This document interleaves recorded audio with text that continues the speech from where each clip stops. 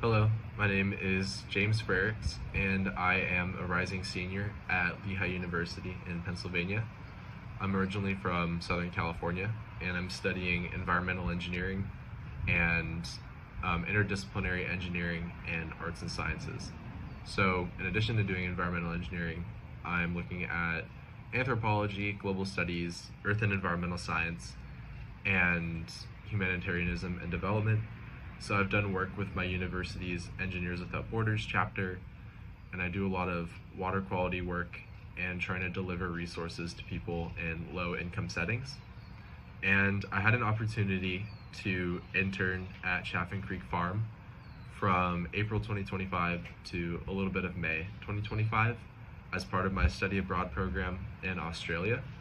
I was a part of School of International Training's sustainability and environmental action program in Australia, where as part of it we would undertake a 5-week internship with an environmental nonprofit or an organization that's dedicated to advancing sustainability.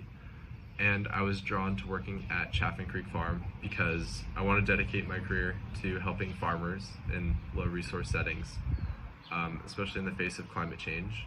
And what better to understand the life that a farmer lives than to work on a farm for a bit, especially one that's organic and is applying kind of new principles such as syntropic farming. And so I wanted to work on the farm to also just push myself into a new experience, and to do hands-on meaningful work and just be outside and enjoy the Australian countryside. And so yeah, I did the 5-week internship there. I did a lot of pulling lantana to make room for propagating or for planting lomandra and other rainforest species that are native to the area as part of riparian zone restoration, which is kind of a focus of my internship.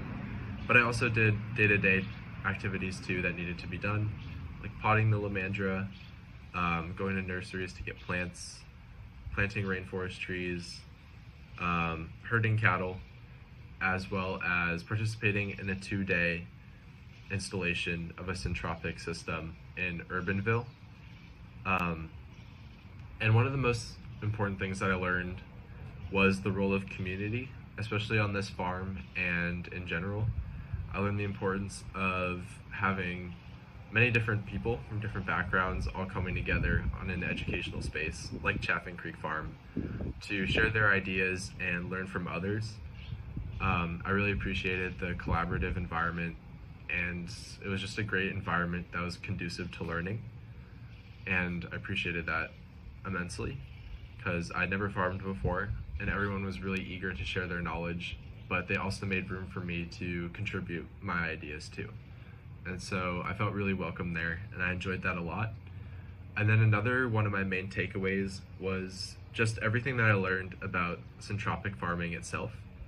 I had never heard of it prior to coming to Australia and working on this farm. And then now leaving, it's something that I think I'd be interested in pursuing, like research on or something like that for a master's program, because I'd always wanted to do a master's in science following my undergraduate education. I never really knew on what, and I knew that I wanted to help farmers with the impacts of climate change, but I never really knew how. And so I think syntropic farming is a great way to do both of those things, combining my interest in technical kind of hard science with an application that's useful for everyone because everyone needs to eat. And so I'm really grateful that I was able to learn so much about syntropic farming in Australia, especially because it's not big here in the United States, and especially in California, we have massive areas of just monocultural citrus fields. And I think bringing the principles of syntropic farming to especially the world of science is really important, but as well as the farmers here. And there weren't many scientific papers published on syntropic farming, so I think it'd be cool to do research in that field. I learned a lot about food systems too, because in Southern California, everything is very supermarket focused. But actually living a life where you would eat all organic food and you would know the name of the cow that you were eating. Shout out to Little, thank you.